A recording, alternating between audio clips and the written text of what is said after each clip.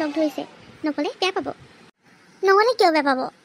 এই পাৰ্টি চাৰ্টি ভাল কৰা ছোৱালীয়ে কৰি নুফুৰে, এইবোৰ চব বেকাৰ হয়।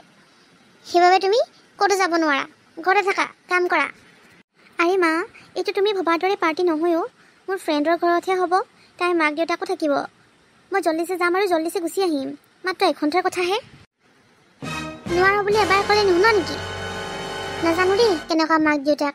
এইফালে মই বুজাই মৰিছোঁ পাৰ্টি কৰিব নালাগে, আৰু আনফালে তাইৰ ফ্ৰেণ্ডৰ মাক বাপেক যে নিজেও পাৰ্টি কৰিব আৰু মোৰ ছোৱালীকো মাতি থাকিব। নাই নাই নাই, এইবোৰ অলপো ভাল কথা দেখা নাই। মা, তুমি কিয় তেনেকৈ কৈছানো? তুমিতো মোৰ ফ্ৰেণ্ডক লগ পাইছাই। চা জিয়া, মই তোৰ সদায় ভালটোৱে বিচাৰোঁ, আৰু এই পাৰ্টি চাৰ্টি একো নাইও। তই এই ফাল্টু চখবোৰ এৰ কিন্তু দেই। আজি নহ'লে কাইলৈ তোৰ বিয়া হ'ব, সেইবাবে তই এইবিলাকত ধ্যান নিদিবি।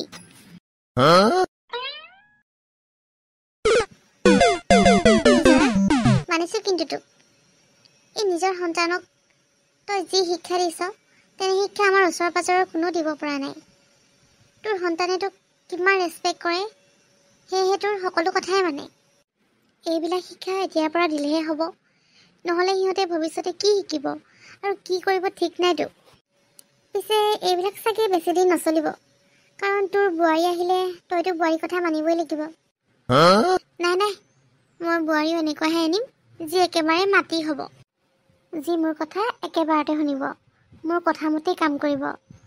মই মোৰ ঘৰৰ শান্তি ভংগ কৰিবলৈ নাই দেই। তাৰমানে তই গাঁৱৰ পৰা নপঢ়া নুশুনা গমাৰ বোৱাৰী আনিবি? মই কিন্তু তোৰ পৰা এইটো আশা কৰা নাছিলোঁ। মই ইমান পাগল নহয় যে আৰু মোৰ ইমান পঢ়া শুনা কৰা ল'ৰাটোলৈ নপঢ়া নুশুনা গাঁৱৰ ছোৱালী এজনী লৈ আনিম। মইতো পঢ়া শুনা বোৱাৰী আনিম, যি মোৰ ঘৰো চম্ভালিব আৰু তাইক কোনো বুৰ্বকো বনাব নোৱাৰিব।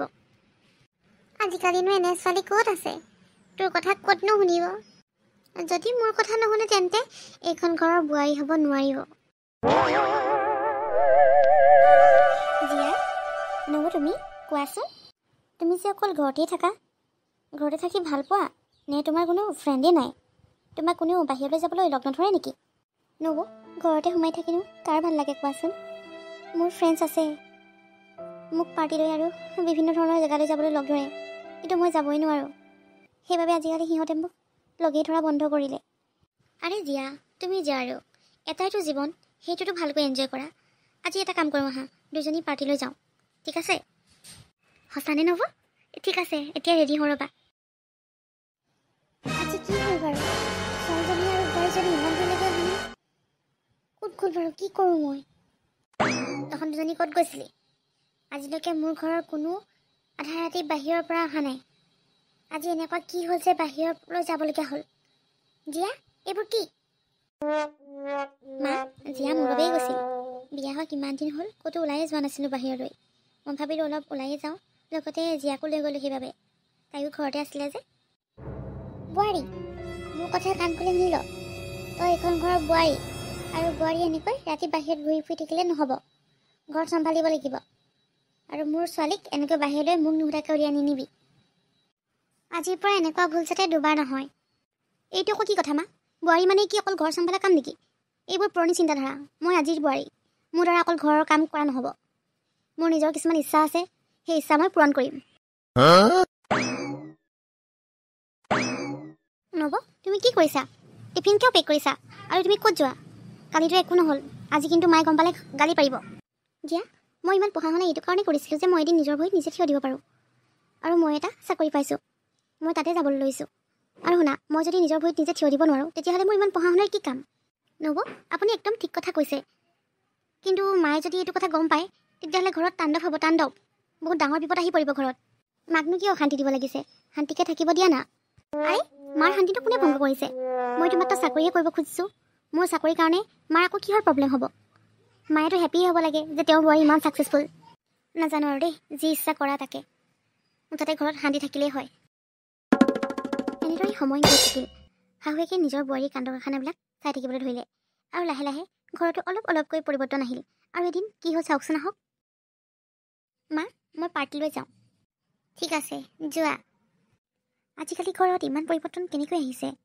আগতেতো মায়ে পাৰ্টিৰ নাম শুনিলেই গালি পাৰে, কিন্তু এতিয়া একো কোৱা নাই। যি হৈছে ভালেই হৈছে। সকলোৱে নিজৰ মৰ্জিৰ মতে কাম কৰিবলৈ লৈছে। মই একো নাই কোৱা কাৰণে চল পাইছে ইহঁতে।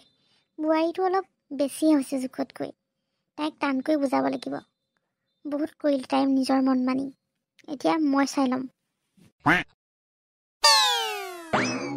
মা, এয়া কি? তুমি ঘৰৰ প্ৰপাৰ্টি পেপাৰ লৈ কি কৰিছা? কি হ'ল মা? এতিয়ালৈকেতো একো হোৱা নাই, কিন্তু এতিয়া হ'ব। বোৱাৰী, আজিৰ পৰা তই ঘৰৰ বাহিৰত ভৰি নিদিবি।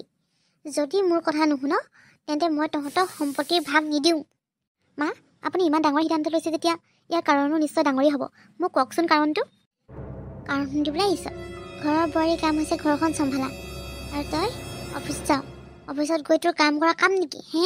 ঘৰখনে চম্ভালিব লাগে তই। মা, মই কি ইমান পঢ়া শুনা এইটো কাৰণেই কৰিছিলোঁ যে ঘৰত গৃহিণী হৈ গোটেই জীৱনটো কটাই দিম? তই কি ক'ব বিচাৰিছ? গৃহিণীৰ কি একো কাম নাই নেকি? গৃহিণীৰ কাম কি কাম নহয়? মা, মই কেতিয়াও কোৱা নাই এইটো। গৃহিণীৰ দায়িত্ব সকলোতকৈ কঠিন, যিটো সকলোৱে কৰিবও নোৱাৰে। কিন্তু আমি কি কৰিম কি নকৰিম সেইটো আমাৰ মনৰ পচন্দৰ ওপৰতহে হ'ব লাগে। কোনোবাই যদি ইচ্ছা কৰিছে চাকৰি কৰিবলৈ, তাক কৰিবলৈ দিব লাগে। আৰু কোনোবাই যদি ইচ্ছা নকৰি ঘৰৰ গৃহিণী হৈ থাকিবলৈ ভাল পাইছে, তেওঁক তেনেকৈ থাকিবলৈ দিয়া উচিত। ইয়াৰ মানে তই গৃহিণী হৈ থাকিবলৈ নিবিচাৰ, নহয় জানো? এনেকুৱা নহয় মা, মই এজনী গৃহিণী, কিন্তু লগতে মই চাকৰিও কৰিব বিচাৰোঁ। মই এগৰাকী স্বাৱলম্বী গৃহিণী হ'ব বিচাৰোঁ। বাকী আপুনি চাই লওক, আপোনাৰ মৰ্জি আৰু। মই ইয়াকে ক'লোঁ, মই চাকৰি কৰিম, লগতে ঘৰো চম্ভালিম। মা, জোনালীয়ে ঠিকেই কৈছে। আজি মোৰ লাগিছে তোমাৰেই ভুল। তুমি তাইক এনেকৈ বাধা দিব নালাগিছিল। তুমি তাইক উৎসাহে জনাব লাগিছিল। দাদাই ঠিকেই কৈছে। আমিতো নাজানো আমাৰ কোনদিনা কি হ'ব। আমাৰ ভৱিষ্যতটোত কি আছে তুমি জানা? নিজৰ ভৰিতটো নিজে থিয় দিব পাৰিব লাগিব ন মা। তেতিয়াহে আমাৰ ভৱিষ্যতটো ছিকিউৰ হৈ ৰ'ব। আৰু তুমি জানো আমাৰ ভৱিষ্যতটো অন্ধকাৰত ডুব যোৱাটো বিচাৰিবা? মই জানো কেতিয়াও নিবিচাৰা। আৰু নবৌৱে ঘৰৰ কামো কৰিম কৈছে নহয়, আৰু মই আছোতো, ময়ো সহায় কৰি দিম নবৌক। তুমি মানাচোন।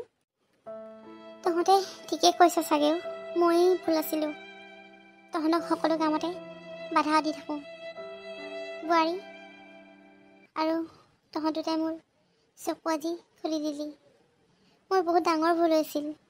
মই তহঁতক জীৱনত এনেকৈ হকা বাধা কৰি তহঁতৰ ভৱিষ্যতটো অন্ধকাৰৰ দিশে হয়তো ঠেলি দিছিলোঁ নজনাকৈ। আজি বুজি পালোঁ। এতিয়াৰ পৰা আৰু চিন্তা নাই। তহঁতে নিজৰ মনৰ ইচ্ছামতে কামবোৰ কৰিব পাৰিবি। মই তহঁতক কেতিয়াও হকা বাধা নকৰোঁ। আৰু বোৱাৰী, তুমিও অফিচলৈ যাব পাৰিবা। ময়ো তোমাক কামত সহায় কৰি দিম। ঘৰত মই এনেহে থাকোঁ। নাজানো কিয় মই আগৰ চিন্তাধাৰাৰে নিজকে বন্দী কৰি ৰাখিছিলোঁ। আজি মনটো সঁচাকৈ বহুত ফৰকাল লাগিছে। তোমালোকে মোৰ চকু খুলি দিলা। তাৰ বাবে তোমালোকক বহুত বহুত ধন্যবাদ। পাৰা যদি মোক আগৰ ভুলবোৰৰ বাবে ক্ষমা কৰি দিবা। এয়াহে আমাৰ মা। মা, আপুনি আজি বুজি পালে সঁচাকৈ মনটো ভাল লাগিছে। সদায় এনেকৈ থাকিবচোন। তুমি যে বুজি পালা, আজি মোৰ মনটো বহুত ভাল লাগিছে। সদায় এনেকৈ থাকিবা দেই। ঠিক আছে, ব'লা এতিয়া একেলগে সাঁজ খাই লওঁগৈ। আজি অলপ গোটেইকেইটা মিলি ওলাইও যাম, ঠিক আছে? বন্ধুসকল, আজি খণ্ডটি ইমানতে শেষ হ'ল। খণ্ডটি চাই কেনেকুৱা পালে? যদিহে ভাল পালে এটা লাইক কৰিব। আৰু আমাৰ চেনেলটোলৈ যদি নতুনকৈ আহিছে, চেনেলটি ছাবস্ক্ৰাইব কৰিবলৈ নাপাহৰিব। আমাৰ ভিডিঅ'বিলাক পাবলৈ আপোনালোকে চেনেলটি ছাবস্ক্ৰাইব কৰি কাষতে থকা বেল আইকনটি ক্লিক কৰি ৰাখিব। আমাৰ এইকেইদিন ভিডিঅ' দিয়া অলপ দেৰি হৈছে, তাৰ বাবে আমি দুখিত। কিন্তু আপোনালোকে আমাক মৰমবোৰ দিবলৈ কমাই নিদিব দেই। বিশেষ ব্যস্ততাৰ বাবে ভিডিঅ'সমূহ দিয়া অলপ দেৰি হৈছে, কিন্তু আমি তথাপিও ভিডিঅ'বিলাক দিবলৈ চেষ্টা কৰিম সময়মতে। আজিলৈ আহিছোঁ, ধন্যবাদ।